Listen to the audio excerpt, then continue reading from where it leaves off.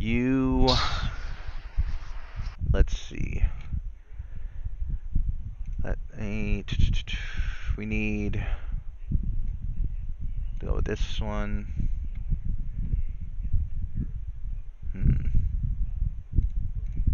All right, there we go. Hopefully this. There we go. All right, so you have been basically set onto some kind of stone altar on your back, face up, if I remember correctly. And you were basically tied down. You have 3 guards. Everyone around you, all the other helmeted, masked people that I believe you were able to discern that they spoke Proto-Klingon language. Is that correct? Yes. Okay, so you have a general idea of who they are, but they still a lot of the ones that are nearby you are wearing helmets or masks, so you can't really see their face clearly, and most of the people that are kind of further away from you are going about their business. You can see, tents being set up for some kind of festival or carnival of some sort. There are kids laughing in the nearby, and people having conversations as if nothing has happened. Yeah, you're basically you know that you're there. You've been there for a couple of hours now at this point.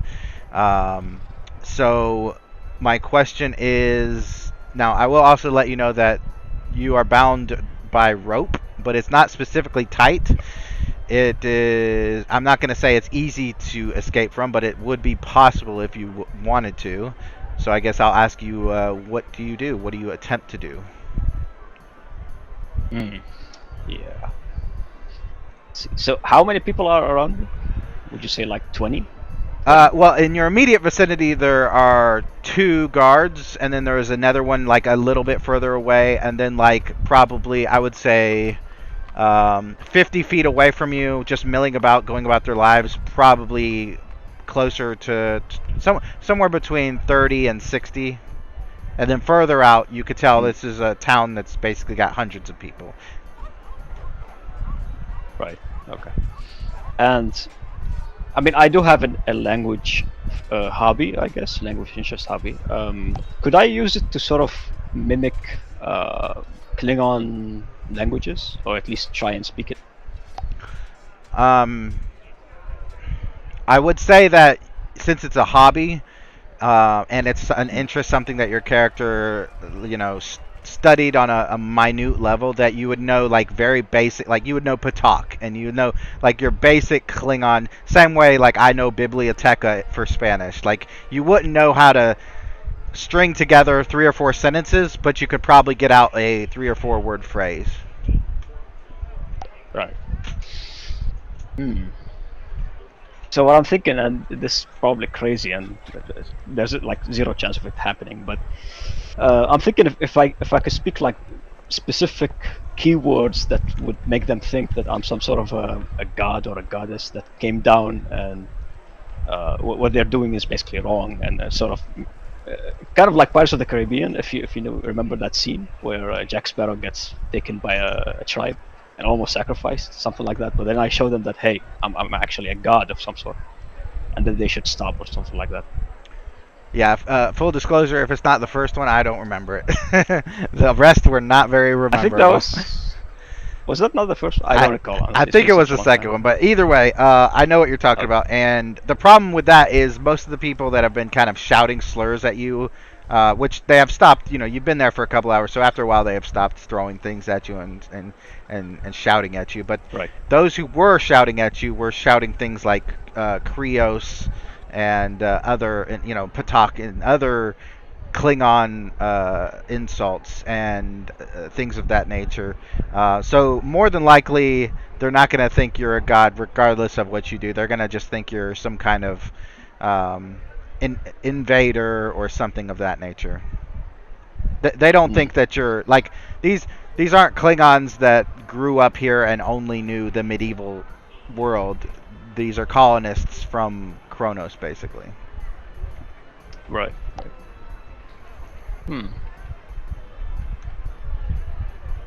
Yeah, I don't see much that I could do, honestly. I guess I should just wait it out, see what happens.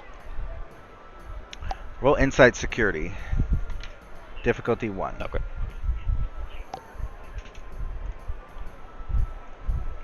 Is there a focus that I could use, or is this like I'm gonna say xenobiology or something?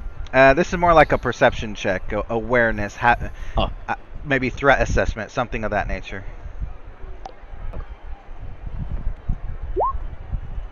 So 1. All right. So, just by looking at the two guards, the ones that are immediately next to you, when they first were, when they first stood here, they were like statues. Like they didn't move; they were at attention. After 2 or 3 hours, they're kind of laxed, or even exchanging conversation here and there. And every once in a while, one of the guards will come within reach of you, and his blade, which is on his belt, would be almost within reach. You think that if you were able to convince him to come closer without him knowing what your intention is, so for example, if you had dropped something valuable and then he bent over, then you might be able to grab that knife to free yourself or to attack him with. And that's up to you if you want to do that. You definitely don't have to. I mean, we might as well. Yeah, there's not much to do at this point anyway. So. Okay, so what is your approach? Are you going to try to anger him? Maybe he comes over to smack you and he drops the blade or something, or are you going to try more of a subtle thing to where it's like you try to subconsciously convince him to move closer to you somehow? How do you approach it?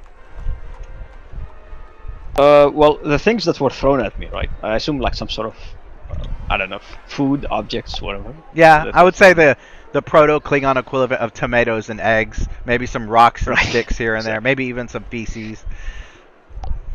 Right. Is it possible for me to sort of either use my like legs or arms to take something and just throw its direction or his direction, wherever he is? Is your intent to try to make him think that one of the other villagers threw something at him? Oh, yeah, something like that. And as he walks, I want to sort of grab something from him, like a knife or something, or a weapon. Alright, let me look at your character sheet, see if you have any focuses, anything regarding deception, and I don't think you do. I would say... Really, no. I would say... I would say for anything other than this, like if you were trying to physically break out, you could use athletics, even to throw it. Right. But maybe even a value, like let's say adaptive to changing circumstances, something like that. Yeah, you might need to use a determination because it's not going to be easy. Because not only do you have to throw it while your arms are bound beside you, but you also have to make him think that you didn't do it. So it's going to be a bit more presence and deception than it is going to be like dexterity based. So I'm going to say it's going to be a presence and security, and the difficulty is 3. Okay, then I'll use the first value for a determination. Okay, so and also it is going to be contested because he does need to. His job is to guard, so he's got to, have his eyes open. Right. Okay. All right. And you said athletics for a focus, right? So we could use that here. Yeah, I would say in this case, yeah. Yep. I was looking to see if you had anything more dexterity based, but I think athletics is fine. Ooh, so you're the active player, so you win but barely. So what exactly are you throwing? Are you throwing like rotten food, or are you throwing a rock, or what? I'll throw a rock, because that's like heavier and has more impact, makes a higher sound, like, or louder sound. And where are you aiming? Like his helmet, his back, his foot, or? Sure, his helmet. Yeah. Why okay. not? So it clangs off his helmet, and instinct is first. He spins around and glares at you, but you're like doing that thing where like you're looking away, like whistling. Not looking. Yeah. Yeah, like and then he looks around, like clearly somebody threw this at him. So he looks around. He's looking around, and he kind of gets a bit frustrated and marches towards you, and he says, "Did you throw something?" I stay silent. Is he ne- close to me at this point where I could basically... Yeah, I would say so. You could tell that he was about to like grab you, but then restrained himself. So he kind of glares at you when you stay silent, and he turns. As he turns to like walk away, his dagger is right there for you. The problem is if you grab it like quickly, he's probably going to notice. That his the scabbard that his dagger's in is probably going to move against him, so he'll notice. But if you grab it too slowly, then he'll move away before you can take it. So it's got to be a perfect, precise. And I will also add that as he is talking to you, the other guard has turned to face you as well. The good news is that the one guard is in between the eye line of the other guard. So as long as you get the speed down, the right speed, not too fast, not too slow, then you'll have the dagger, and the other guard won't. Neither guard will will know. The other guard, the third one, the one that's kind of in charge of those two, he glanced at you and then he's moving away. He doesn't really give a shit. Right. So this is going to be a control and security difficulty 4, complication range 4. Okay. Did you use determination last time or no? I think I did, yeah, because okay. I mentioned the first value, so that's... So the difficulty was, I believe, 3, so that's 3 momentum added to 2, so you're at 5 momentum. Right. Then I'll definitely take 3 momentum to buy dice. Okay. So that's 3 dice. So you're down to 2 momentum. And by the way, if at all possible, while I take the dagger, because I'm gonna try and take it quickly, and if it doesn't work out because of some movement or whatever, I would like to pierce the dagger through his right leg, if at all possible, and try and sort of make him... I guess we'll see what happens with this roll. If you roll well enough, you might end up doing that automatically. Good question is, does athletics apply here? No. I'd say so. I would not say so. Nope. Like I said, this is super dexterous. So, technically you could say you have athletic hands because you're a surgeon or whatever. But in this case, I'm going to say because you have so many other opportunities to use that focus. Actually, do you have any...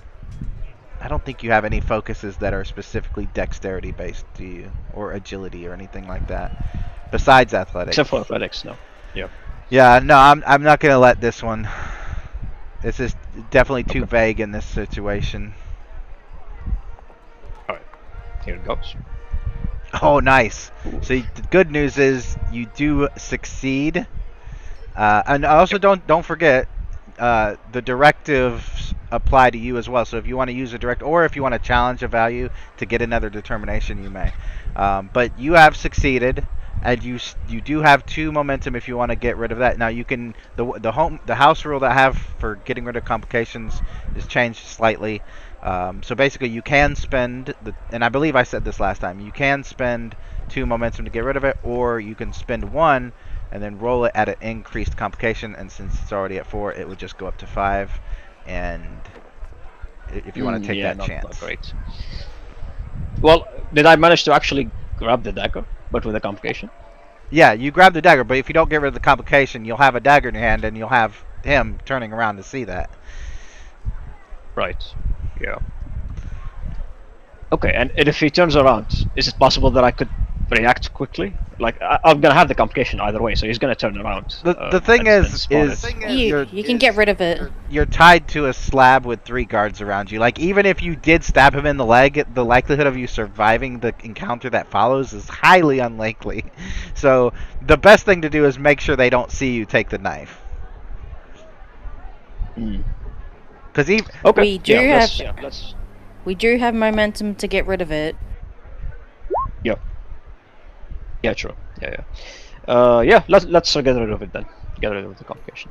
For 2 momentum. Alright, do you want to spend the 2 momentum, or do you want to re-roll at a higher complication range? The 2 momentum. It's fine.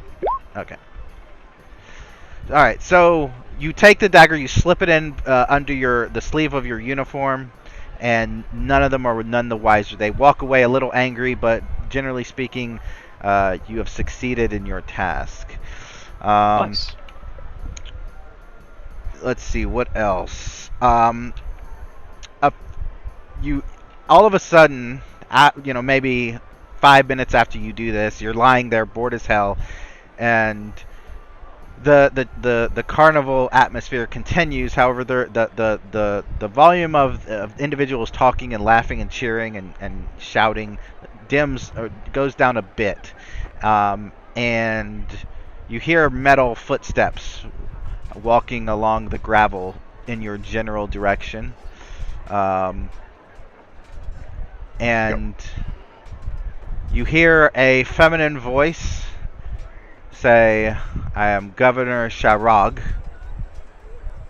and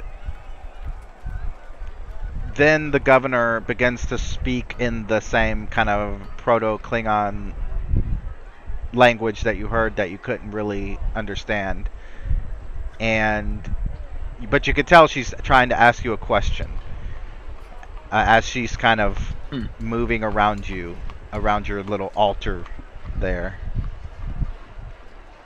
But you can't. You only heard in English, at least, the first part. Right. I will respond with like standard. Could you make it ask the question in a way that I could understand it, maybe? When she speaks again, the communicator that you have on you, the comm badge that is severely damaged, begins to kind of spark, and you're able to discern that it's basically attempting to translate her Proto-Klingon language while being damaged, and is not doing a very good job of it. So more than likely she wasn't speaking your language. The translator had just been able to work for that brief moment before it kind of fizzled out again. So I will basically look at my translator, and I'll look back at her and say, well, this thing isn't working. I don't understand what you're saying. You hear her begin to speak in her own language again, and you hear the word Krios followed by Karaha, which sounds remarkably like Karaya, which actually you wouldn't. The next thing she says, though, is something you definitely have heard before, and it's Herc. And at the very least, Krios and Herc, you would know, are two species. Krios looking a lot like Trill, and Herc being an enemy of the Klingons. The general vibe that she's giving off emotionally is that there is some kind of comparison that she's making between the Krios and the Herc, and not in a way that the Klingons like. I see. Okay, so I'll point to myself and I'll say Trill, not Krios. You hear her laugh. Trillius. And then I point at the tattoos that all over the face. Oh, the Krios again. Trill. Krios have same exact tattoos, but she says Trillius, and then you hear the Universal Translator spark again, and she says under Klingon rule, and then she goes back to speaking her Proto-Klingon. And I just sigh. With that, we're gonna jump to the ship that is orbiting. Let's see. There it is. Where's Jack Snow going? Or what is he doing? He hasn't been ordered. His shift's ended, so he's going back to the bridge. All right. You get to the bridge, and the captain turns to you and says, he nods to two Klingon guards, and they move towards you and stand on either side of you. And he looks at you and he says,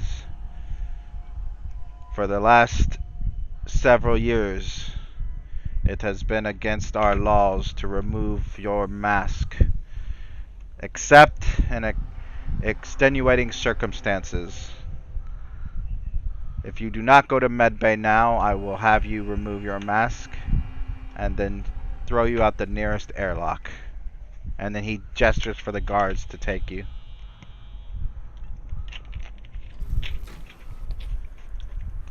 He goes to med bay, but he makes sure when they go along the corridor, he hits a dark spot, so he teleports. All right. And make sure read your talent. Read the talent so that we know what it does.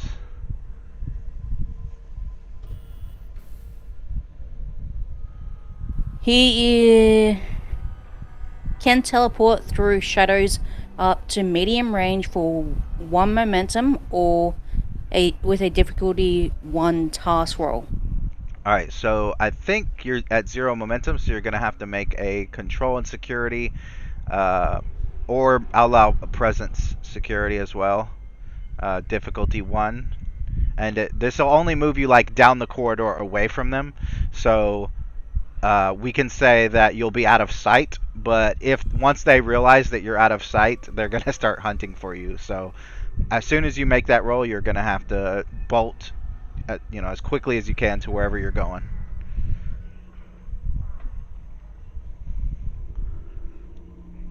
Control or presence and security.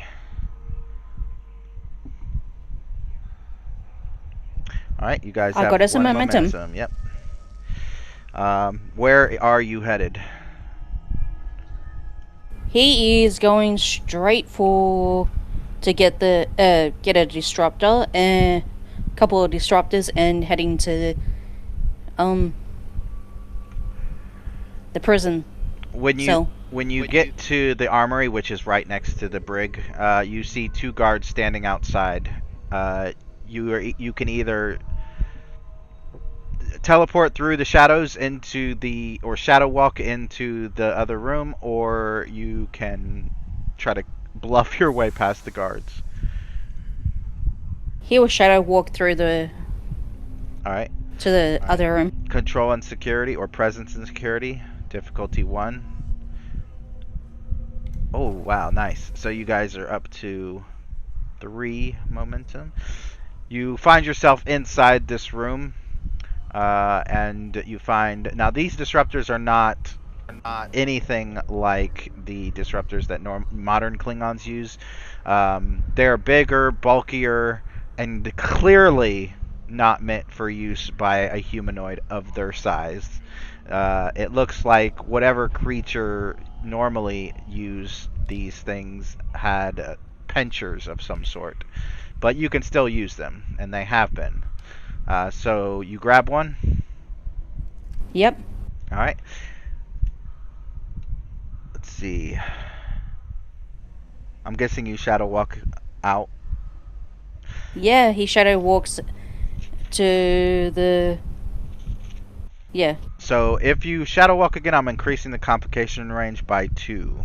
Or you can spend the momentum. It's up to you. I'll spend the momentum. Okay.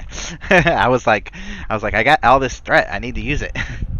Alright, so you end up kind of on your way towards the brig. But you pass by another brig that's all instead. So the brig that they're being held in is basically just bars with like energy. It's not an invisible force field that like you would normally know with Starfleet. It's basically like an kind of like electricity going back and forth, or laser grid, something of that nature. But like there's actual physical bars there as well. And there is another brig that you pass every day that has been blacked out. Basically, you can't see into it. You know it's made of some kind of glass material, something that you should be able to see, but it's blacked out. And the symbol, and you've learned their language by now, obviously, but the symbol, at least enough to bluff your way through, the symbol that is next to the keypad is the symbol for the Herc. you know that they are holding a Herc soldier prisoner, and that if released, and this is up to you, the Herc would do whatever. Basically, it would go on a berserker rampage, killing and destroying everything on the ship. So that's could be good if you want that, that to happen, so that the problem with that is that you need the ship to get back to your time, so you don't want the Herc, because once the Herc's done destroying everybody, it's either going to destroy the ship or take over the ship. So it's up to you if you want to take that risk. He knows he's gonna need to take over the ship anyway. Mm-hmm. Would the Herc be easier to kill than killing a bunch of Klingons? So, funnily enough, your character would notice, based on the layout of the ship and how everything's set up, that these creatures are an enigma as far as what they look like and how powerful they are.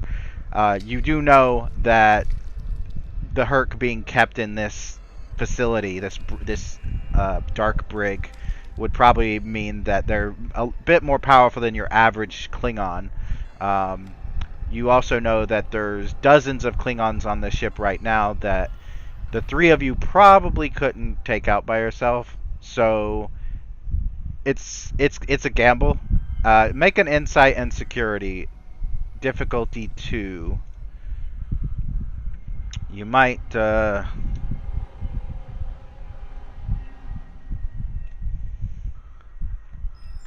be able to figure out something.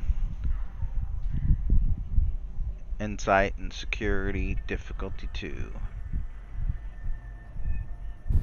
I'm using 1 momentum. Okay. Ooh, you get that momentum back.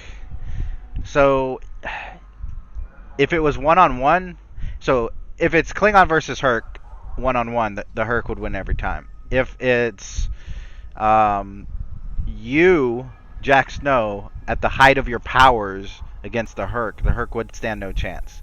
But you're not at the height of your powers. You are basically in your former body, just with a couple extra abilities added on. So it's risky. You might actually be able to convince the Herc to let you go because you released it, but fighting it is probably not a great idea, especially once it gets control of the ship, because it's not going to give it back. If I release it, I can convince it. You could if you roll really well or role play really well.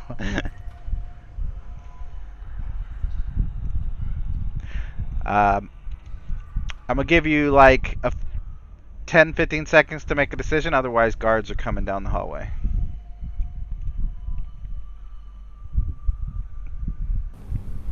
Does he know that if there's any other ships in the sector? Probably not. Okay. Not yet. He's gonna go start talking through to the Herc. Alright, so when you walk up, the keypad on next to the door basically requires a code. Make I'm gonna say reason or insight engineering, difficulty 2, to either figure out the code or hack the pad. Either of those would work. Both will be difficulty 2 though. And this will be just to allow you to be able to talk. This isn't going to release the Herc. This just allows you to be able to talk with it. Basically, the blackness will become transparent. I will also clarify. So difficulty 3? Difficulty 2. But I also clarify the differences in technology. So the Herc is being held in one of its own brigs, while T'Prel and Specs are being held in a makeshift brig created by the Klingons. That's why they're very different technologies. One's very more advanced than the other.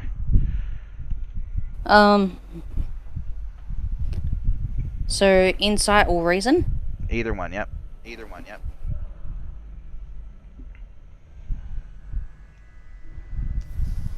Security or engineering? This is engineering. You don't have the security codes to actually get in.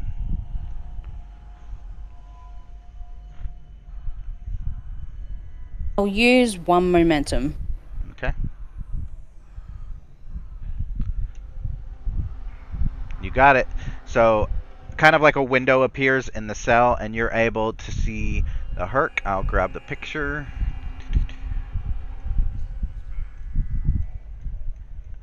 It looks like a feminine alien with very alien features as well. She kind of turns to you. She looks remarkably humanoid, which is weird because this ship seems to be able to, mostly at least, be controlled by more insectoid type creatures. But she turns and glares at you. More accurately, she turns and glares at the individual wearing the Klingon mask and recoils and hisses. And at that very moment, I'm actually going to spend threat to do this. The alert klaxons begin to sound as the captain comes over the intercom and says, "We have arrived at Karaya 4. Unfortunately, one of our warriors has betrayed us. Find them and eliminate them."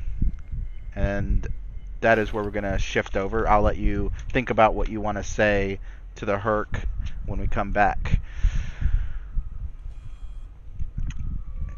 Let's see here. The shuttlecraft is being piloted by a couple of engineering ensigns and the chief engineer, Galuk. The shuttlecraft, as well as the escape pod, which is out there, you guys are able to see the black kind of cracks in space.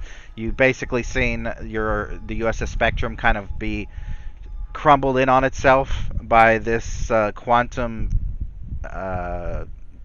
anomaly, basically. And now these black tendrils are coming for both of your vessels, as well as the other escape pods that have been launched. I will go ahead and say, at least for the Mr. Galuk, you on the shuttle, because your shuttle sensors are probably a bit more better than an escape pod. You actually, as you're looking at scans that your other engineers, one of your 2 engineers is running, it looks like that the scanners are picking up life signs on the other side of those subspace fissures. So apparently, the people that were taken or sucked through those are still alive on the other side. So what does Galuk want to do? I guess we're going to scan and see if there's any survivors that we can pick up. Like, I don't know, maybe somebody put on a spacesuit and went on an airlock or something before the ship was destroyed.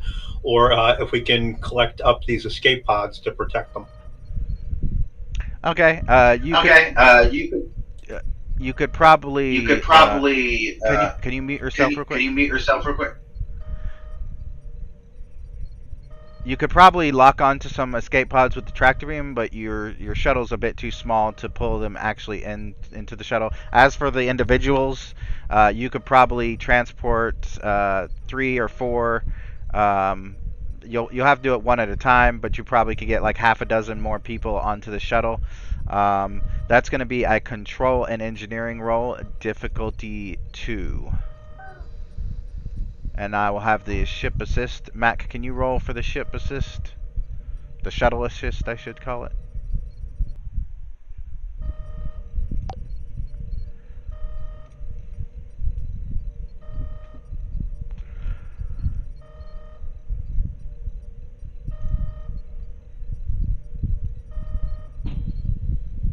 I'm also going to have the ensigns that are with you roll con checks to see if they can avoid the subspace anomalies.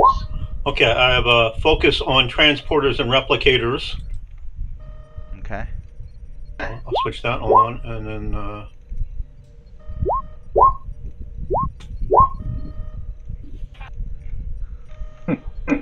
Alright, so... let's see, looking at starting at the top. Got engines and command. What's the con? That brings it, I think, to Mac, what was con? Was con 1 or 2? Yeah, it was. Two. Yeah, use con. Roll. I mean, if you get something worse, then we'll go with the original one. But, oh no, wait. He's using transporters, so it would be engineering. Yes. Wait. And why is so, okay? That was my fault. I shouldn't have rolled while y'all was rolling. That I see why it's confusing now, because I probably changed the attributes when you were rolling. Yeah. So we'll keep Yeah. that one success. So control engineering difficulty was 2. Then you got about half a dozen individuals into the shuttle. You would notice that the Spectrum being a small Nova class ship, most of the ones who escaped, or most of the people who were not sucked into another dimension, did escape on shuttles or escape pods. It's not like Galaxy class where thousands of people were probably floating in space or anything like that. Also, the ensigns were expertly able to maneuver the shuttle in between the subspace fractures. So I'm going to say you guys get +3 momentum. Yeah. And yeah, you're able to grab a bunch of individuals. Now, one of the ensigns sitting at the con looks over to you, says, "Chief, what are we gonna do about those life signs? We can't just leave them over there." Yeah. Can I? I guess I'm limited on the space shuttle.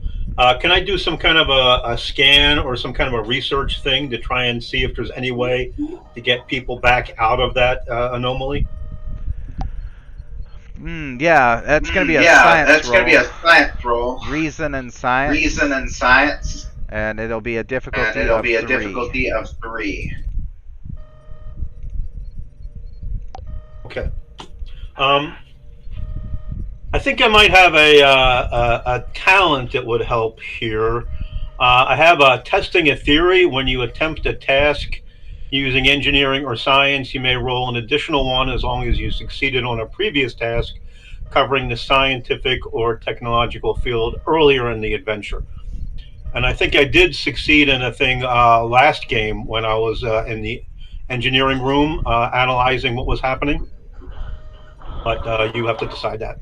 Yeah, that's fine. That's fine. So it'll reduce it to 2, I believe. I would add 3 dice and a complication rating of 3. Is that right? Hold on. Let me go and read that talent, because I thought you said it reduces the difficulty, but I probably heard wrong. May roll an additional d20. Additional dice, yeah. Okay, so yeah, you can roll 3. So that it'll be 3 task roll. The complication range will stay at 1. Okay.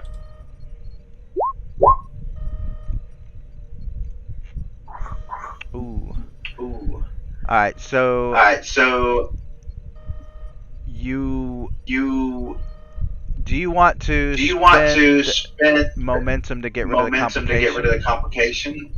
Or do you we got 3, so I guess we can afford to pay 1. All right.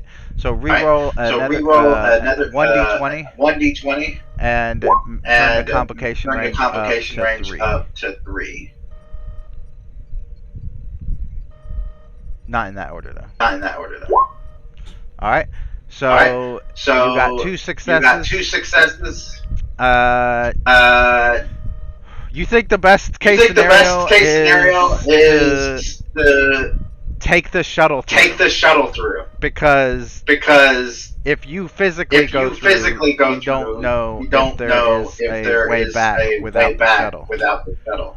As far as trying to beam through, that's going to be pretty much impossible. Okay. Well, this sounds like a dangerous thing to do. So can I transfer the other people on the shuttle to other shuttles so that I'm not taking a whole bunch of others with me into danger? Yeah, sure, that's fine. Okay, so I tell the ensigns, I think I have to go through here, and maybe I can retrieve our people. But it's not going to be safe, so you guys should get to a safer spot and wait.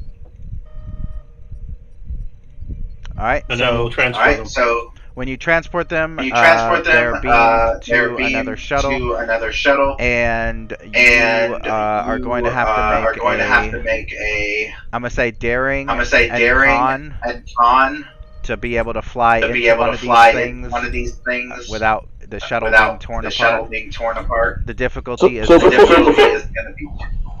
Before he does that, am I still or was I Junior, can you mute yourself and real there was quick? a terrible, I didn't hear what Rob said. Junior. Thank you. What'd you say, Rob? Okay. Was I one of the people rescued, or am I still floating out here in a escape pod? You're still an escape pod. However, if you want to be on the shuttle, we can say that you were one of the people rescued, and that'll just be a momentum spend. I did have a plan for your character, but if you want to be on the shuttle... Nope, that's fine. Just asking. Might expedite things if he was on here with me. It could make it easier and simpler for you guys to get over there, do what you got to do, and then get back. Or I mean, it just depends on what happens when you get there. Okay, shall we do that? Are you able to fly a shuttle? Because I'm not very good at it. I have a con of 3. There you go. Okay, so we're gonna need you. Nice. Yep. Difficulty 2. Mac, if you can roll. Engines and con. Actually, no. Structure and con. And what am I rolling? You'd be rolling daring and con. Daring and con. Yep. And I do have a focus of small craft. Nice. And I'm sorry, the difficulty again is 2? 2, yep. I'm going to burn that last momentum to get an extra dice. Okay. Because why not? Ooh. So you got 1 momentum. Do you want to gamble it to re-roll that with a complication range of 3? And you got a 4, so you got 4 successes. So you're up to. That's going to be 1 momentum because you spent the other momentum, so you're back up to 1 momentum. Yep, you and let me find your. Where is it? There it is. Both of you slam face first, nose first, this shuttle into one of these dimensional breaches, and basically, unlike before, where these cracks were appearing slowly and growing like vines, it just basically washes over the shuttle, almost like you're diving into mud essentially, and all you see is black. Like, you look at your hand in front of your face, black. You don't see anything. You know your eyes are open. You can feel that your eyes are open, so it's not like you're knocked out or anything. But all you see is black, and we'll come back to you guys. Let's jump to, real quick, to Prel and Specs. You guys aren't too far away from the Herc cell. I would say you're able to hear whatever is going on at the moment, and you're hearing a creature whose voice is distorted by an ancient universal translator, cursing at the individual that apparently just made the Herc viewable to the corridor. Specs is kind of just sitting there waiting to see what happens. What is Taprel up to? We're still locked in here, right? Correct.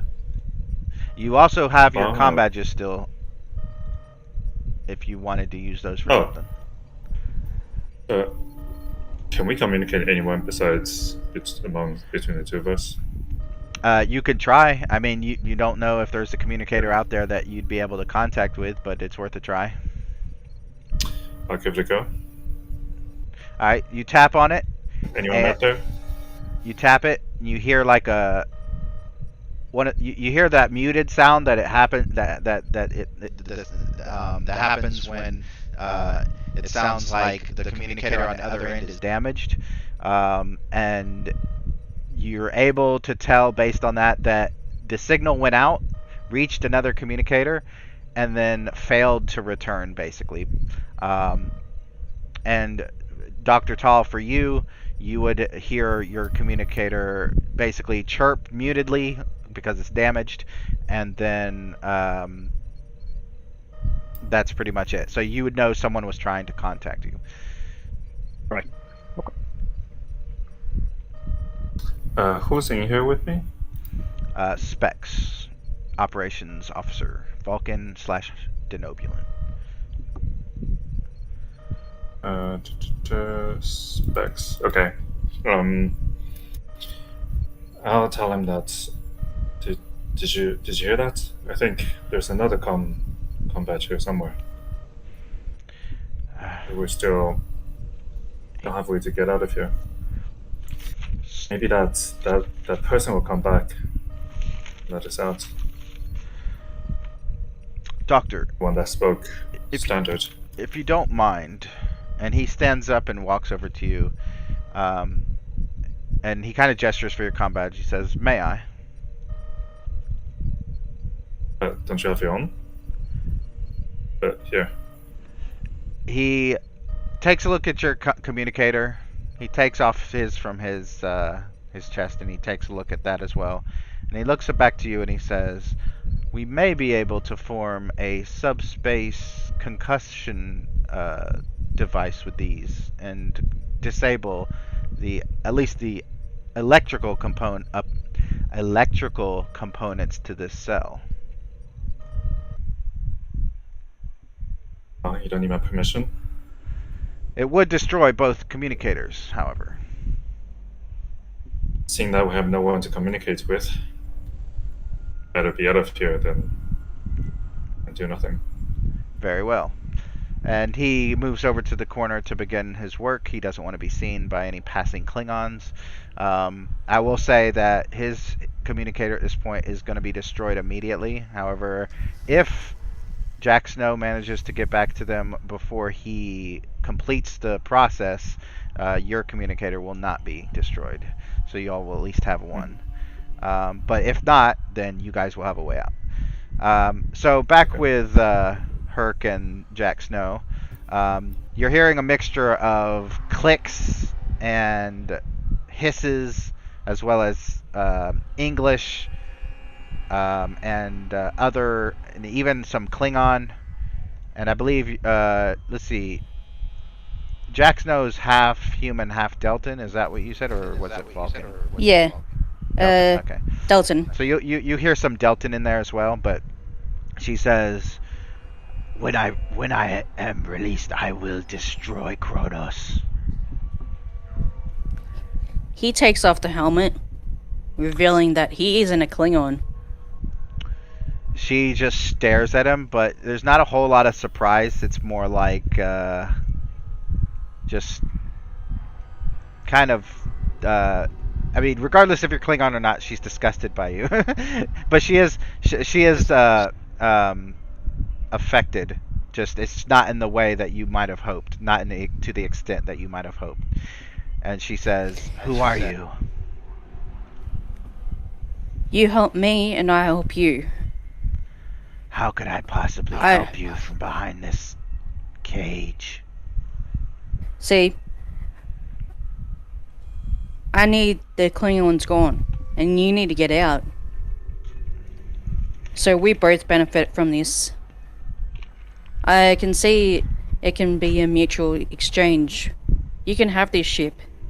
All I want to do is return people to the right time frame they are from, before too much delusion actually happens. Deluded. You want to use the temporal inversion drive. Yes. What's to stop me from destroying it once I get out of here, trapping you all here? See, I know at my current state I can't verse you, but I see a benefit in working with you. These guys, the Klingons, they don't know anything about it. They're either stupid about their inversion and don't know how to use it, but I know you are really good at knowing about technology like that. Release me. Now, roll a presence and command. It's going to be a difficulty 4, and it's going to be a complication range of 3.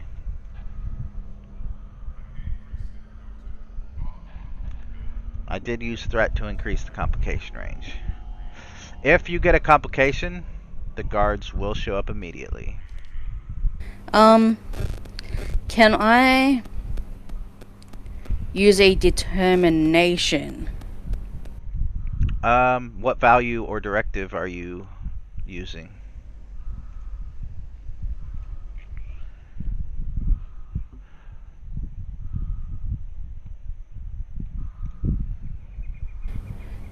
He wants to restore balance. Alright. Then you have automatically 2 successes. You just need 2 more. And I'm gonna use the last momentum. Okay. Let's see what happens. Ooh, you got it. So she says, "Very well. Release me. I will kill the Klingons, and you will go home." He releases her, and he steps out of the way back into the shadows So, to go back. as you step into the shadows and the door opens and she steps out, she stands to her full height of 9 feet and begins shape-shifting into another creature. And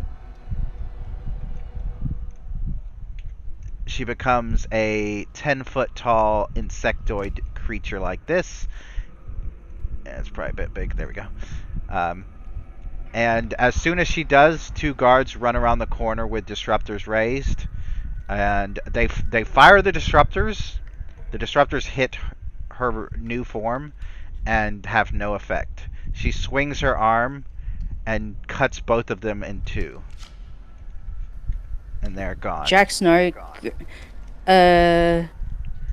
basically walks in. Basically goes to the actual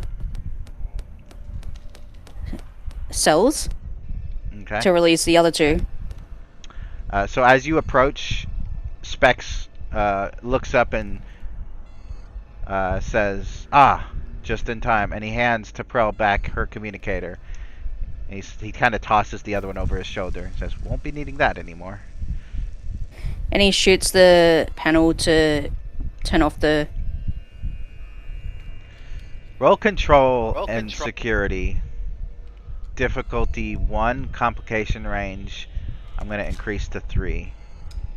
Because it would be really funny if you shot the panel and it didn't actually release them. You just wasted a shot. Ooh. And you have 0 momentum. Difficulty was 1, right? Yeah, I think it was 1. So the good news is the force field goes down. The door to the bars kind of, or the latch to the bars kind of jostles enough to that the door swings open. The complication is that is when the captain and 2 guards round the corner with disruptors, and the Klingon kind of, or the Klingon captain kind of obviously angry at you for, you know, your...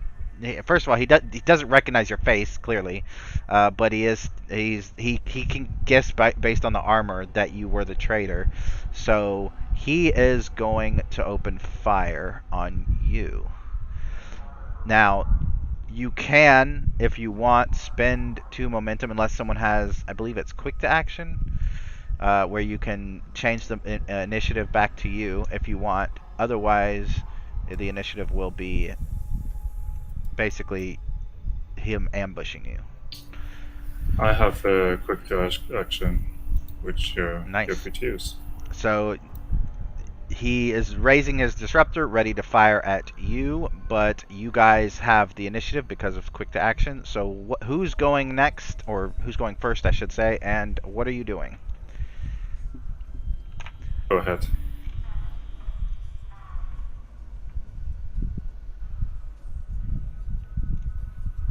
Do you want to go first, or should I? No, you go ahead. He'll just shoot the... is there anything to explode around the captain?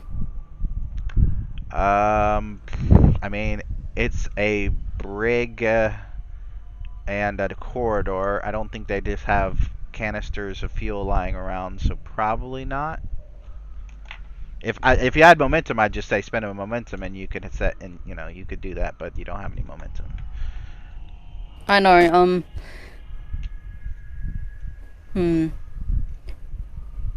He would know the armor adds resistance to... He doesn't have a helmet on for reasons that you're unaware of, but you do know he doesn't have a helmet on. So that's just the only... It is an increased difficulty to hit his head instead of the rest of his body, but there is no resistance there. So there is He's 2 gonna aim. resistance to their armor. He's gonna shoot basically the captain in the head. All right, and you said aim, so are you using the minor action of aim? Yep. All right, so roll, unless you want to give me threat for more dice, roll 2 dice, control and security, difficulty 3, and then you'll be able to re-roll 1d20 afterwards. I'm gonna give you 2 threat for 2 dice. All right. Is the complication still 1? Yes, complications range still. I can't think of a great thing to. I mean, I don't care about your disruptor blowing up in your hands. That's boring because we've done it a million times. Oh, nice. So you do have a complication though. So Can I re-roll that complication? do you have momentum? No, you don't. No. So you can't. I But you- did. You did aim, so I- you can re-roll it with the aim. Yes, you can. Yes. Okay.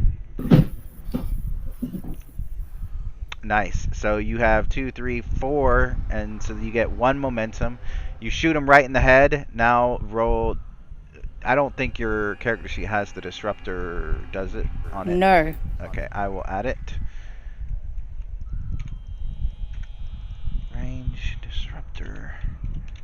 All right, and it's gonna have a vicious. So basically, every effect is an additional damage. So go ahead and roll that. 2, 3, 4, 5, 6, 7, 8, 9, 10. A hole appears where his forehead was, and he collapses. The other the guards, see this. They hear their fellow man screaming in agony as they're being torn apart by a creature almost twice their size, and they slowly back away down the corridor away from you guys. They're gonna choose to live to fight another day. He'll say, "We need to go now." Get out of the cell and go with them. All right. Because he says that creature that is attacking everyone, I've only just made a mutual agreement, and yes. Whatever was that. You can explain to me later. Let's move. So what is y'all's plan? Where are you going? What are you doing? I have no idea. He's gonna I will go tell up you to the that- bridge. I will He's tell you gonna- that you told me earlier to look for another officer.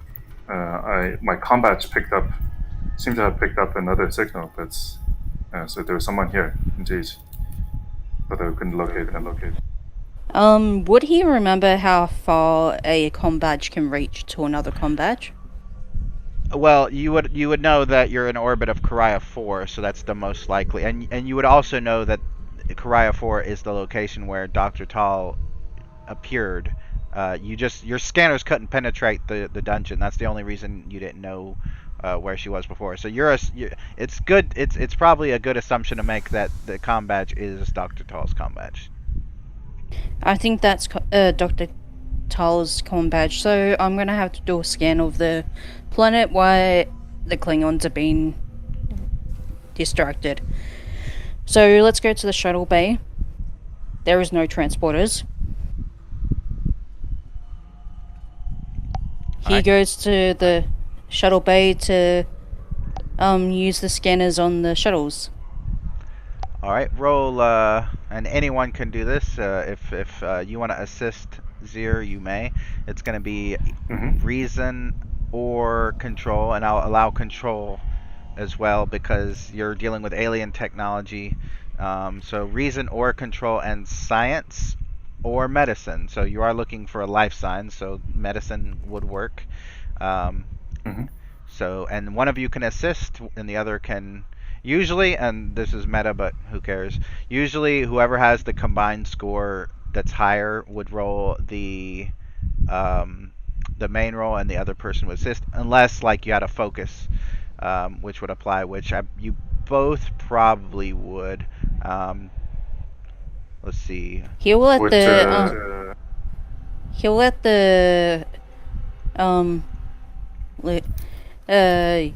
DePaul do it. The medical officer. Okay. But did vigilance surgery apply as focus? Yeah, I think vigilance would be a good focus. Is this surgery vigilance though? I don't know why it's two things. There's a it's comma. two separate things. Yeah. Okay. Right, yeah. Alright, and your combined score is pretty high. 16? 16. Yep. Yeah. And then what do you roll in to assist Jack Snow? I can roll medical if you need to. 15. Okay. And you can use a focus of xenobiology or computers. Yeah. Or basically or quantum mechanics. Basically anything. Basically, he would say. What was that, T'Prel? What's the difficulty? The difficulty in this case is going to be 1 because she's no longer in a dungeon. Okay. Alright. And you're basically looking for a damaged comm badge. Basically, he will say you're looking for a Trill. Alright, and roll your assist. No assist there. I'll roll off because I didn't make a shuttle for the bad guys. Stupid me. And it was a 6, so you have 3 successes, so that's 2 momentum added. So you detect a Trill, and I'm guessing, are you taking the shuttle, or are you going to try to take over the big ship first, or what's your plan? Well, he's going to take the shuttle first. Okay. In that case, we will jump to space, and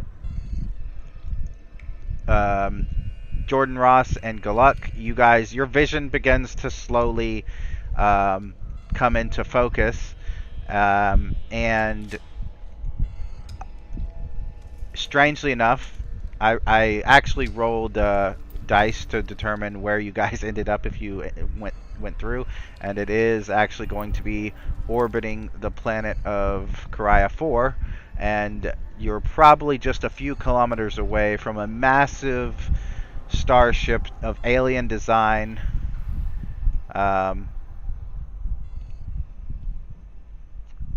And your sensors light up like a Christmas tree as it detects this unknown alien vessel. What do you guys do? Search the shuttle for an additional pair of pants.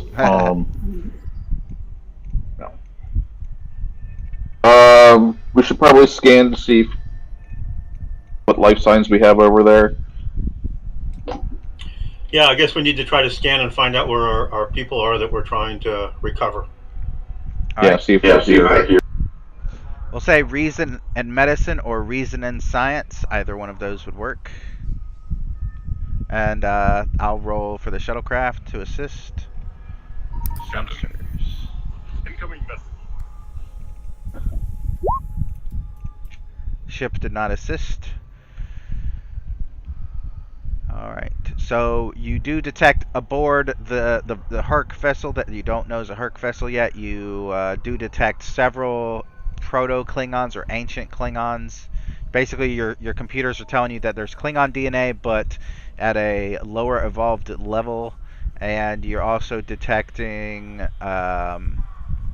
one half Deltan, half human, one Vulcan, and one half Vulcan, half Denobulan, and one. And then when it tries to read the Herc DNA, your computer scanners basically get scrambled, and you're unable to figure out what the hell it is. But you do know it's some kind of alien that the sensors have not ever detected before. When you scan the planet, you do detect one Trill and several ancient Klingons.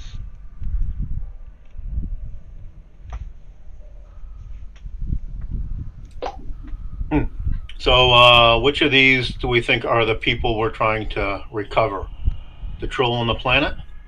Well, you know for sure Well, that you know for sure that you lost your bridge your bridge character, your bridge character, officers, your bridge the officers, Vulcan and the Vulcan and the half Vulcan, Denobulan. half Denobulan. All right, and they're on the ship, right? The big ship. Yep. Yes. Is this big ship equal technology level to our own, or higher or lower? Yeah. Yeah. If you took If like you a took, sovereign like a class, sovereign class. can you mute yourself real quick? Can you mute yourself real quick?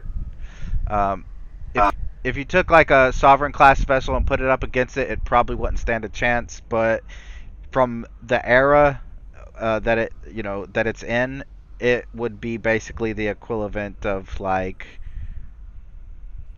TOS era. So basically, sovereign class would be able to destroy it, but like if you took any other vessel from the previous 100 years, it would probably dominate them.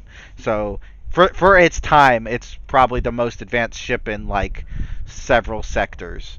But for you guys, it's not that advanced. However, we are on a shuttlecraft, so I guess we are pretty much outclassed. Oh yeah. Yeah, absolutely. Are we able to teleport our people out of that ship? You can try. There's Okay. no like force fields, like shields, like traditional shields that you would know of. It's basically just like heavily armored. I would like to try to do that. I do have a focus and transporter, so that might help me to lock on. All right. That'll be control and engineering. Difficulty is 2, and I'm increasing the complication range to 4. And I'll roll for the shuttle. Captain. Incoming message. The shuttle assisted. Okay. When I'm rolling on my character sheet, you tell me a difficulty level, but on my character sheet, I don't see that. Is that not something that I set when I roll? No. So difficulty just means that's how many successes you need. So if your task roll is going to be 2, then basically both of those need to succeed. All right. So I'm rolling 2 dice with a focus on. Do I set the complication range? Yeah, if I say the complication range is 3 or 4 or whatever, then you set that. And I think Otherwise I said it was 1. Yeah, otherwise it's 1. Okay, so it's 1 for this roll? Well, for this one it's 4. I've increased it. Oh, okay. Thank you. Okay. Mm-hmm. All right, so the good news is you succeeded. And you got 1 momentum added, so that puts you guys, what, 4? Do you want to spend 2 momentum to get rid of that, or do you want to risk it and re-roll it with 1 momentum? What do you think, Lieutenant Commander? I guess we probably should, right? Incoming message. Yeah, we should. We should spend 2 and get rid of it. Captain. Incoming message. Sorry, my Okay. picture's going All right, we'll do that. All right, so you're down to 2 momentum, and you do not have the complication.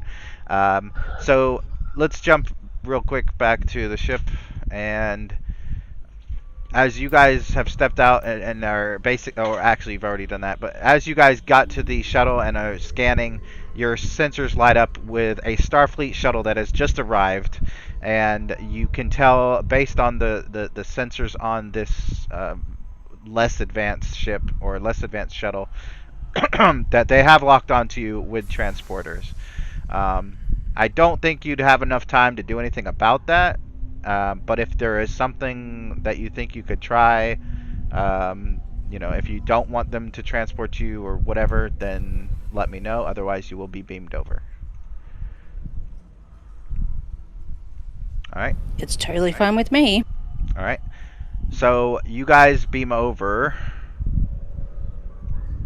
a half Deltan, half human in ancient Klingon armor, as well as your chief medical officer and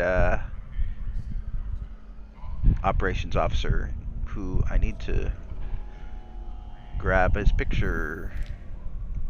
There it is. He'll just walk off the transporter, just shaking off all the armor. Just like, no, I'm not dealing with this armor no more. And he would walk up to the sensors, the science bit, and say, "Did you find a Trill on the planet?" Yes, we have. Yes, we have. Beam her up. And Ross will just turn to Gluck. Say, work your magic again.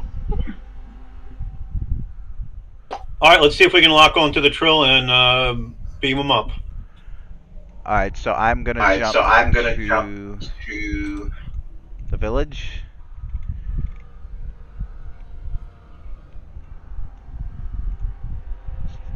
Now, Dr. Tall, I'm trying to remember what they were talking about.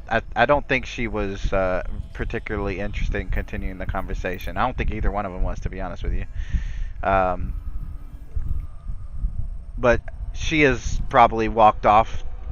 Well, actually, no. She's walked to some kind of pedestal and ordered the first guard that took you out of the dungeon to come over with a big axe. And your translation, your universal translator continues to fail, except for the words "prepare sacrifice," and maybe a few sentences later you hear "remove her head," and then he begins to raise the axe above you. What does Dr. Tall do? So I have the dagger, right? You still have it hidden. Is that? I still have it hidden, right?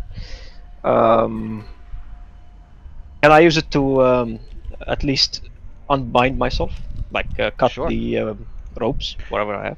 Yeah, that'll be control and security. The difficulty is going to be 2, but I'm increasing the complication range to 4 based on the fact that if they see you, they're probably going to try, even more quickly try to kill you. Right. Okay. What was the roll, sorry? Control and security, difficulty 2, complication range 4. Okay. Right. We have 2 momentum. Okay. Yeah, let's just go for it. See what it gets. Ooh. Yeah. Do you want to spend 2 momentum to get rid of the complication, or do you want to spend 1 momentum to re-roll that 0? With a complication range of 5. Even if I spend it, I'll fail. Well, not if you get a success. Then you will The succeed. odds. No, I mean, right. Basically, you can re-roll it. Yeah, if you re-roll it and you succeed, then you have a security of 1, but you have a control of 10, so that puts it at. It's a 50-50 chance, basically, if you succeed or fail, which is pretty good for your situation. You literally have nothing to lose. Okay, let's spend 1 then. All right. In this case. And then just increase the complication range to 5 and re-roll it and see what happens. We're just going with the 1. but you did succeed. You Yeah. you cut the binds that are across your torso and your arms, and the ropes fall to the side, and the four. The three guards and the governor looks, as well as a lot of the townspeople that have surrounded to watch your sacrifice, kind of gasp in shock, and the guards who did not have their weapons out because they were like, yeah, she's tied up, now begin to draw their daggers. However, he's got his axe above you, and he is going to swing downward. Right. Because he's basically was going to do that anyway. Let's see, where's this? There it is.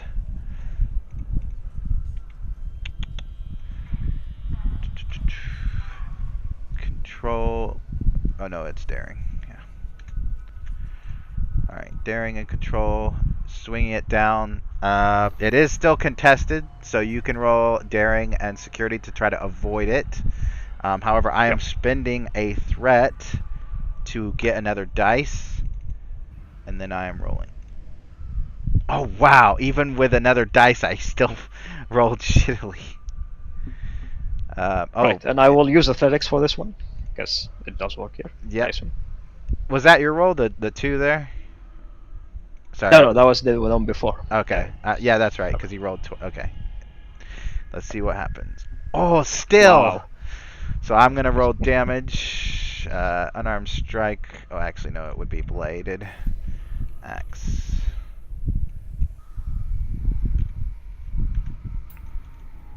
And it's going to be vicious 1 as well. Whoa! 2, 4, 6, 7, 8. So that's 8 damage. Now, that's going to be a injury unless you either spend a determination, which we discussed how I've you already can, spent one. Right, but you can challenge a value, or you can use a directive to do the same thing. So if you challenge a value, if you challenge a directive or a value, it basically gives you a second determination to use. Or you could spend. Do you guys have any momentum? No. 1, I believe. Yeah, you have 1. So you wouldn't be able to get rid of it that way. But if you challenged a value, or if you had a vice, which I don't think any of your vices would work in this situation. No. But if you challenge a value, you could potentially get another determination to use. Otherwise, I think this kills you, to be honest with you. Did you say I can challenge a directive? Yeah, if you could challenge a directive. That will negatively reflect reputation, but I mean, you'll be alive. Right. Potentially, Yeah. you'll potentially be alive. And I mean, we are in a weird area where like there are aliens, so I assume the Prime Directive challenging it would be appropriate for this case. And the temporal Prime Directive, because you're not supposed to interfere, and temporal. clearly you being here is interfering. So, Yes. we'll say that you challenge that. And now, my question for Dr. Tal is, in challenging the Prime Directive and the temporal Prime Directive, is she basically saying to herself she doesn't care what happens here, and if something negative happens and causes history to be rewritten in a different way or whatever, or the culture to change based on her actions, is she basically saying that as long as she survives, that's worth it? Because that would be challenging it, essentially. Right. I mean, under the circumstances, I guess survival is the most appropriate option. So yeah, in this case, she is challenging it to that extent. So then that means you have 2 successes, or that means you are able to spend that determination that you just got to avoid the injury. You still take. Let's see, that's 8. So you're still down to 0 stress or full stress, whatever you want to call it, but the injury doesn't take effect. So basically that means the blade cut through, we'll say you dodged out of the way and it basically cut through like your shoulder. And so basically at this point you're kind of incapacitated until somebody heals you, which you have a doctor, thankfully, or something else happens that would change that. Otherwise, you're basically losing so much blood that you're going to be incapacitated. Or is Dr. Tall joined? I don't remember. She is joined, indeed. What if the blade hit her stomach and basically killed the symbiote? What do you think about that for trauma? I mean, she will survive much longer. Yeah, that's true. Basically, it will kill the host as well. Right. The host, but what I'm saying is the fact that she has full stress, she would at least stand a chance to get back and have another symbiote basically replace that one, kind of like how Dax did on DS9, except reverse. Instead of the host dying, actually no. If the symbiote died and then you replaced it with another symbiote, would that matter? I don't know if it would. No. The way I understood Trill is that in their society is that they would happily give the host away and save the symbiote. Right. So in this case, it would be appropriate to save the symbiote instead of Tal herself. She would do her best to sort of save the symbiote instead. I just think it would be really interesting if Tala survived and the symbiote didn't, because that would be like the opposite of what you would expect the Trill to do or to happen. You right. know what I mean? But it would be like a stain on her honor or something like that. Yeah. Or it could be it could be something to where like it never, like, I'm sure it has happened before where like maybe the symbiote got sick or was too badly injured, and the host, as long as it had another symbiote, the host would survive if they got another symbiote in time. In time as well, yeah. Because it's like, what, 11 hours or something like that, I think? I don't know. I'll leave it up to you. Would you prefer the traditional shoulder strike, losing too much blood and must be healed, or would you prefer the slightly more interesting, admittedly, by my opinion, of her losing the symbiote immediately because the axe cuts into her stomach, but potentially being able to be saved if taken to somewhere to get the Trill symbiote? No, I think the first one is much better, okay. The former. So she'll stay true to her, at least, to her traditions and okay. sort of society. So she will help the symbiote survive in this case. All right. So she basically raises her arm to kind of dodge out the way and block the axe as best she can, but the axe cuts into her shoulder. She starts losing a lot of blood, and at that moment, that is when she is beamed away from the altar and appears on the shuttle with her shoulder basically in two, with her arm kind of dangling there, bleeding profusely. So I'll let you guys decide what to do about that. Yeah. Goes, Doctor, this is your field.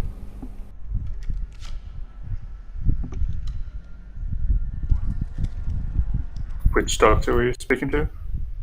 Probably T'Prell. T'Pel, Okay. this is your field. She's bleeding right now. Right. Yeah, I will apply my first aid. All right, you definitely need to stop the blood. Yeah. So that'll be, I'm gonna say in this case, daring and medicine, because it's like she's literally about to die. So daring and medicine, difficulty is gonna be 2, but I have 1 threat left, so I'm increasing the complication range to 2 as well. So complication range 2, attachment 2, difficulty 2. Right. Are we in combat? No, not at the moment. Okay.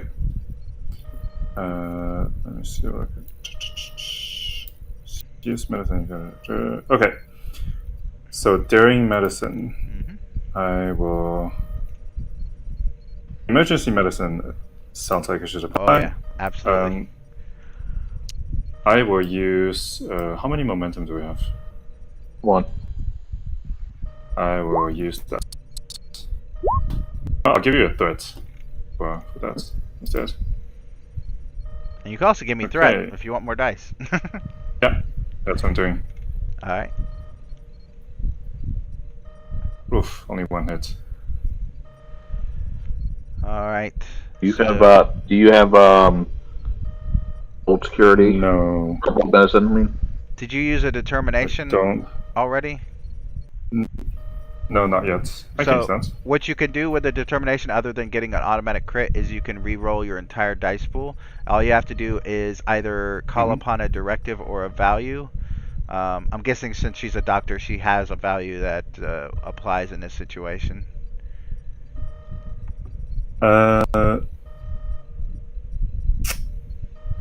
Not exactly. You mean the values? Doesn't. Hesitation is as bad as inaction. Is the closest one I can think of. Or precision and diligence are doctor primary tools, which is what? That doesn't make sense. Precision and diligence are doctor's primary tools. Yeah. What kind of values is that? Well, one of the directives. Too. Yeah, you could also challenge it, but also one of the directives is rescue survivors and escape if possible. Rescuing Dr. Tal, that would be definitely in line with that. So I would allow that directive to be used. So you're able to re-roll that dice pool. So just re-roll the same exact thing.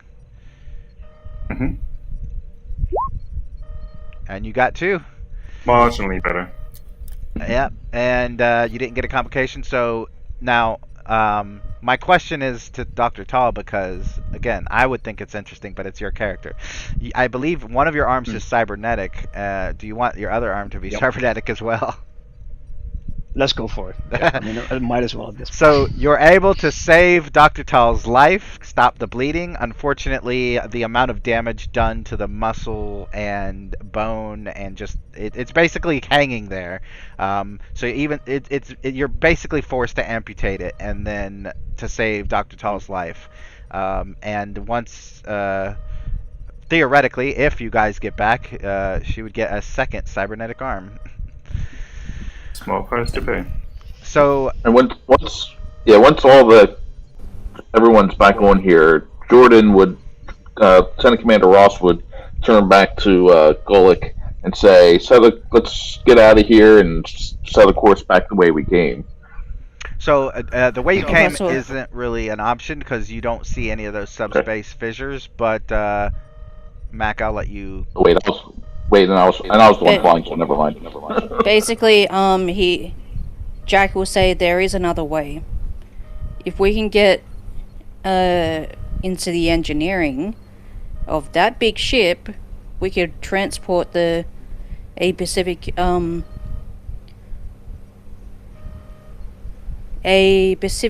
engineering part onto here. We can actually go through the Bajoran wormhole.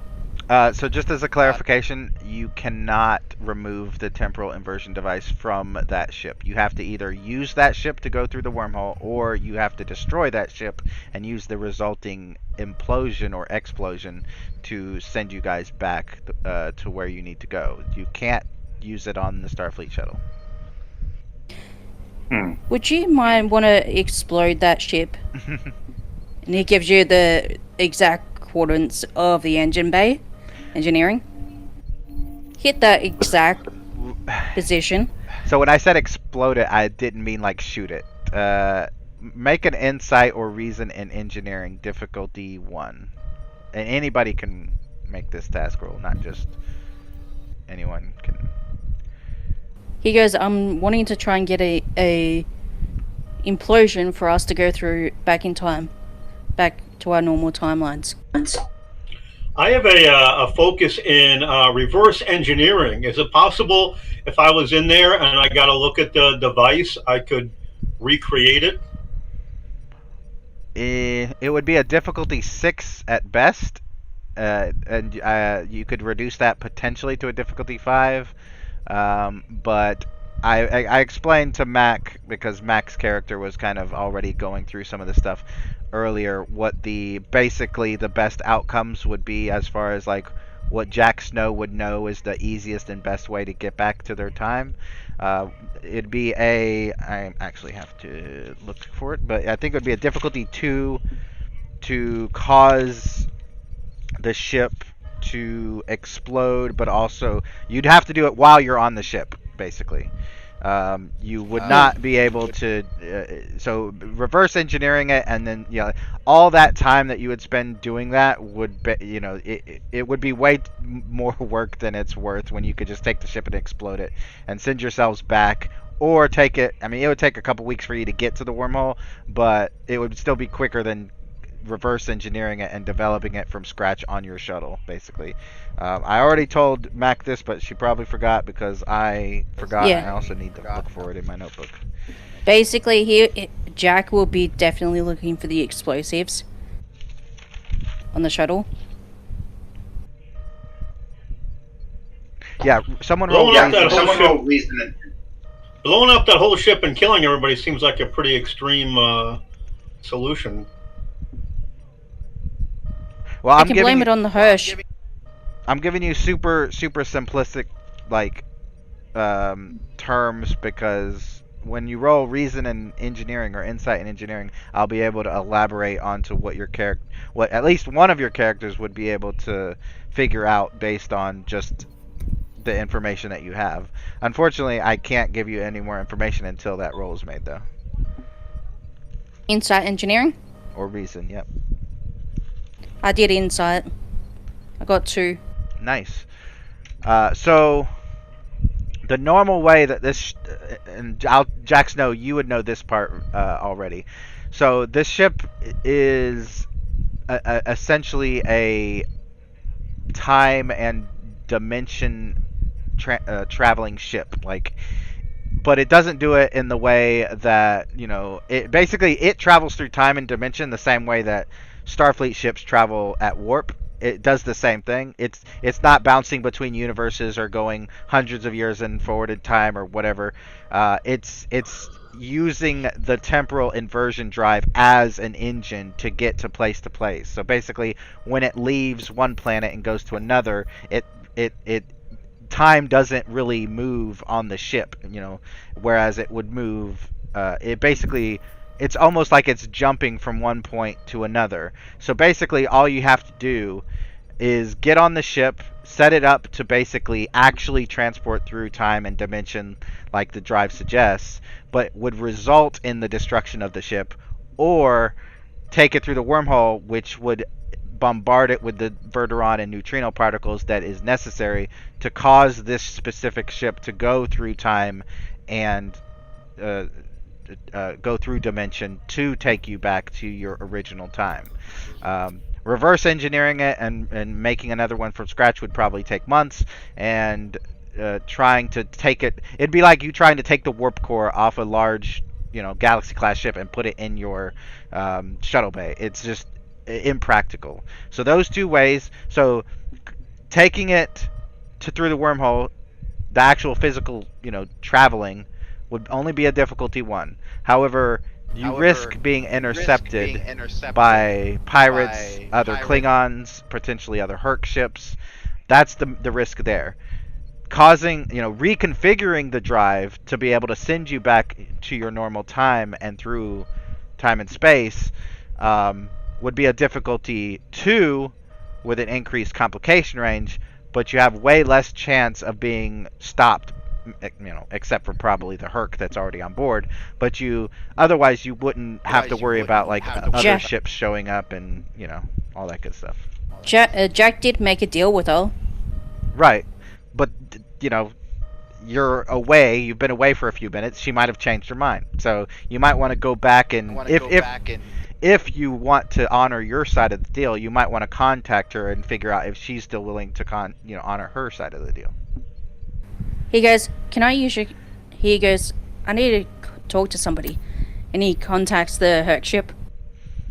Herc ship probably doesn't respond immediately. It takes a few minutes, but after a few minutes, a very bloody, blood-soaked humanoid version of Herc appears on screen, and she glares and growls at all of you.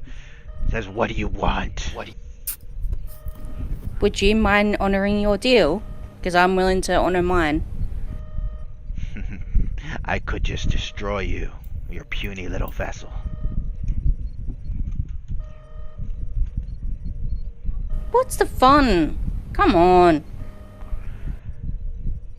She thinks for a moment, and she says, "I will honor our deal with one condition.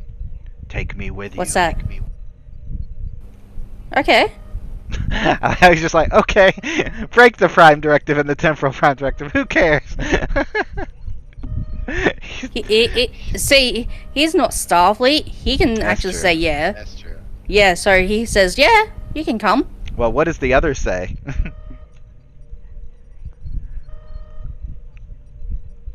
I'm imagining Dr. Tall is trying to recover, but I think the others are probably there just... Right. Yeah. Yeah, I'll speak up and say that that's against Starfleet orders to transport somebody out of their time. I need to transport Tal back home, so making the deal with her is the best option. Otherwise, we can be stuck here for the rest of our lives.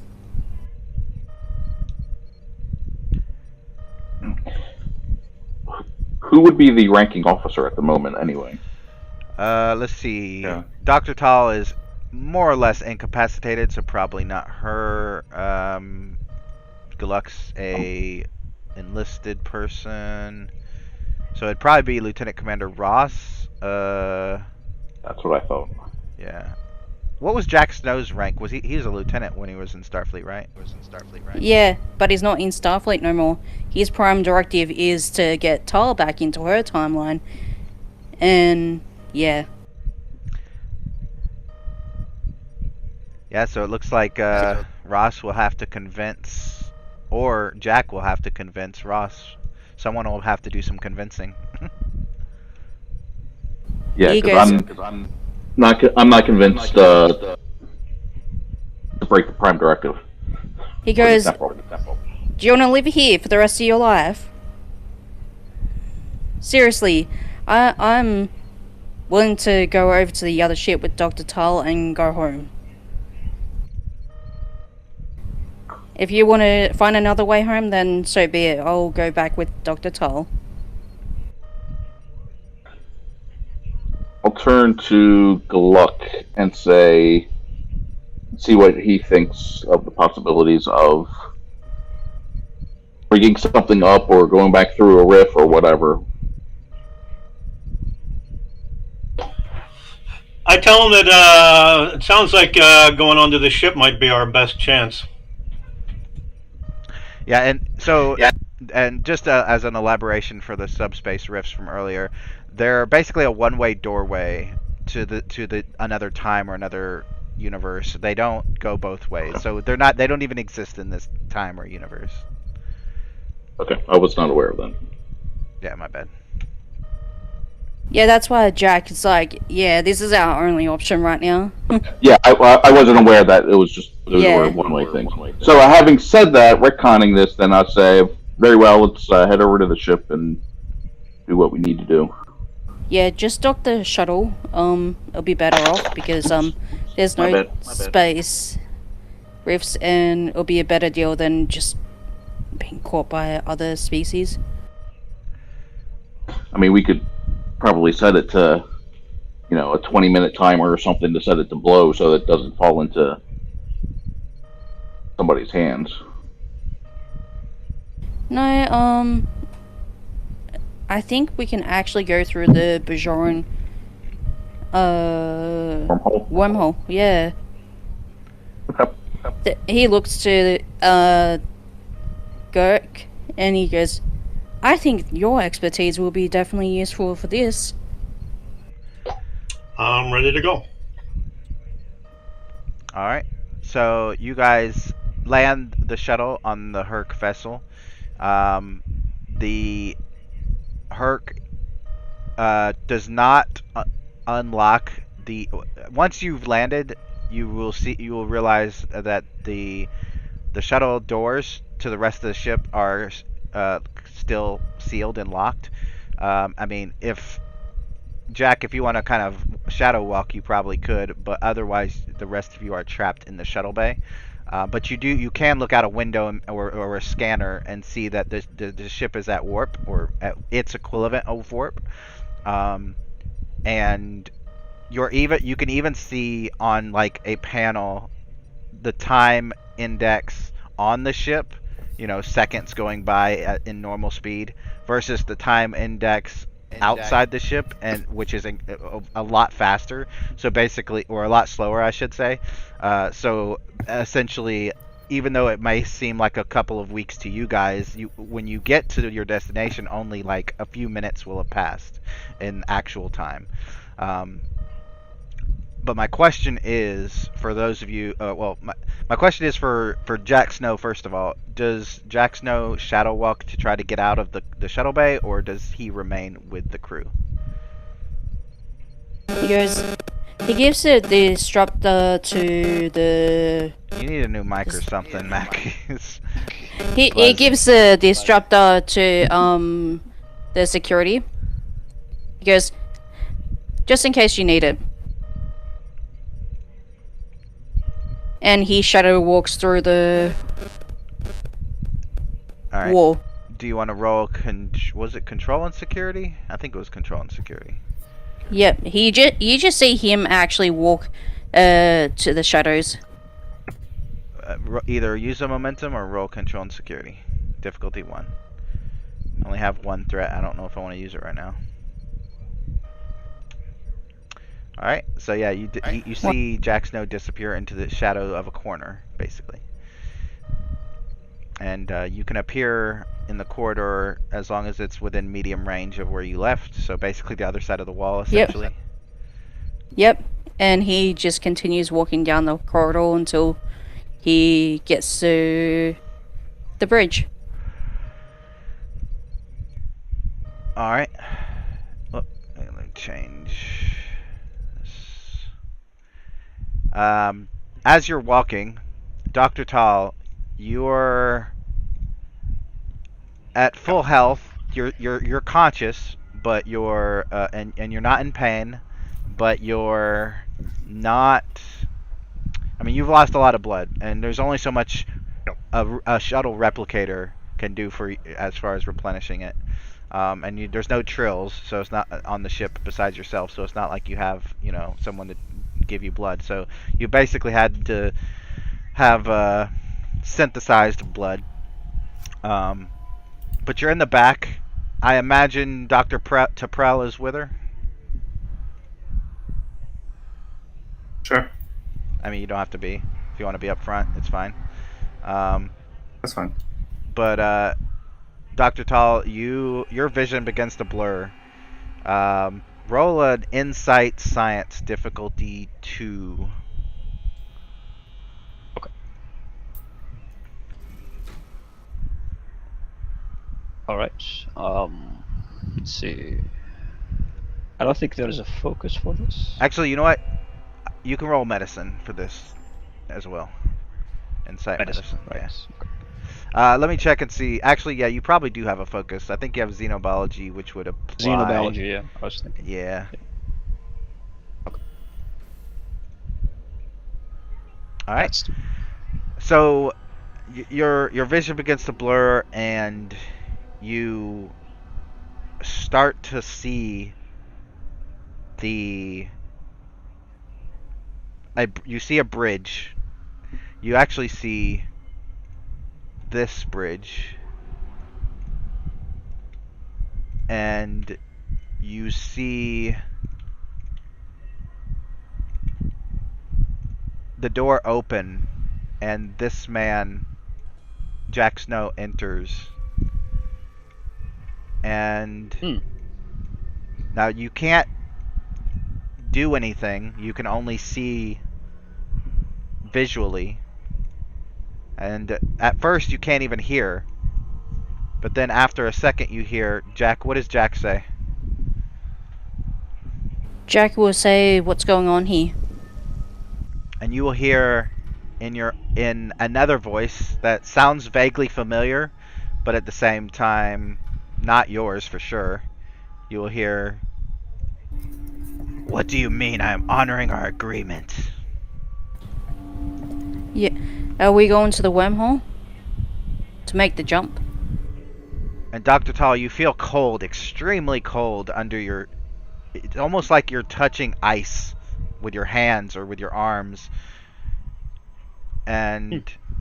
But you're not really sure why. And a few moments later, you realize it feels like you're touching something cold and metallic.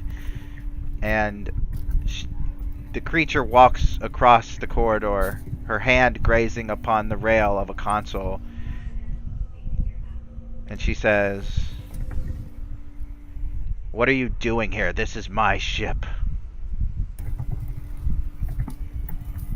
Yes. That's I just want. towards me. Or No, you're seeing through her eyes, and you're oh, hearing. right. You're Okay. you can't control anything as of right now. You can only hear and see. So go ahead, Jack.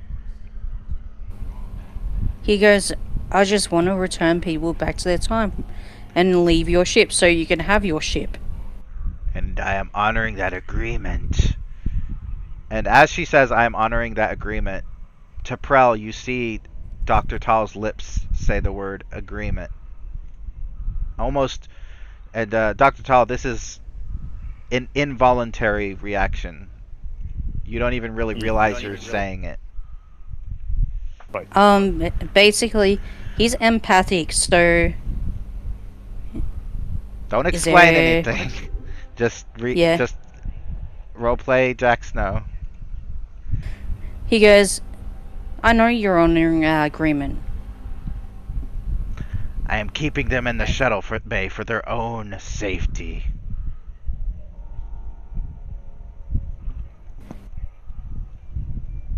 Okay. You should return there. How did you even get out? Easy. I'll return and let him know. And at that moment, Dr. Tall, you realize, as you're looking through her eyes, you can control her voice. You can control what she says.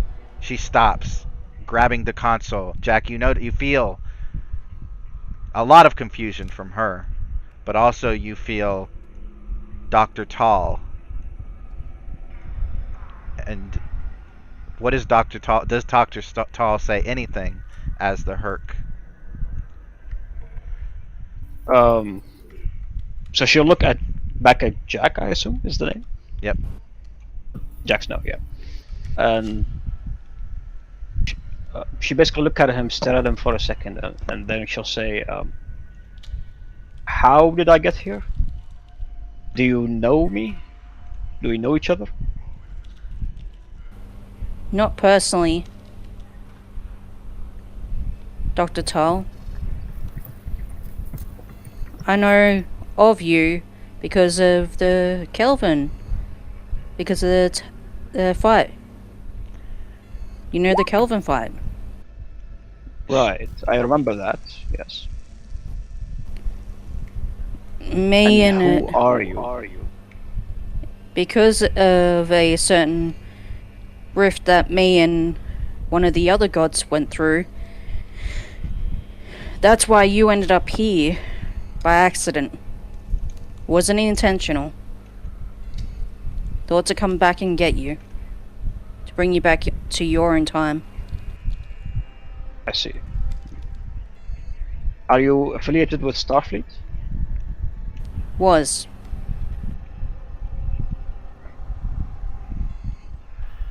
You, And- Don't worry. Dr. Tall, as you're about to continue speaking, your consciousness is ejected and put back into your body in the shuttle bay, and the Herc looks over to you, Jack Snow, and says, "You have betrayed me. What is this? What is this infiltration?" I don't know. I don't know. I don't even know myself. Go back to the shuttle bay. He goes back to the shuttle bay. So, in the interest of time, because we're realistically about at the end, but I know some of y'all have to go, so I will go ahead and kind of summarize what basically happens. She honors her agreement. She takes you guys through the wormhole. The entire ship emerges into 2391, where you where Zalak, Jordan Ross, and T'Prell came from, and she is, and we'll say for the sake of simplicity as well that this is the same 2391 Dr. Tall and Jack Snow is from. Yep. But basically, over the course of weeks, back in your home universe, Dr. Tall, you begin to be able to see and hear and even act as the Herc over great distances, several sectors, while you're being healed on Trill or wherever you want to be. And I will ask you, how does Dr. Tall react to this? What does she do about it? Does she kind of report it to Starfleet security? Because I imagine Starfleet knows that there's now a Herc from the past here, so they are probably hunting her down. They don't know yet that you have a connection to her, but what does Dr. Tall do? Does she tell them? Probably not. If asked or if like bothered by it, she will mention that she has a host that resembles a Herc. But in this case, it was just a host from before, and that host can sometimes come out as Dr. Tall herself. So she'll keep it hidden in a sense. Okay. Mac, where's Jack Snow go? Once he gets back to this universe, he has his full godly powers. He can go to whatever timeline he wants to. Take care of T'Prel. Like I said, we're pretty much done. So, but yeah, where does Jack Snow go? He'll be going off to do some other stuff. Like, unless he goes to Tall, if you do need me, just call. Just say my name and I'll be around. Understood. And he'll just leave. Saving. That's okay. That's okay. And he'll just walk back into the shadows and disappear. Ed Z, you were gonna say something? Oh no, I just said thank you for the help and saving okay. me, basically. Okay. Is there anything else about Dr. Tall, regarding the things she went through, that you want to elaborate on, or do you need time to think about it, or? I think she will definitely spend some time in like some sort of either a Klingon or a Vulcan monastery and try and work this whole thing out, because this is more than just a host, obviously. Right. And maybe even go to like the Trill Initiate syndicate or try and sort of get them to help her in this regard. But that's like future plans, not Right. necessarily immediately right now.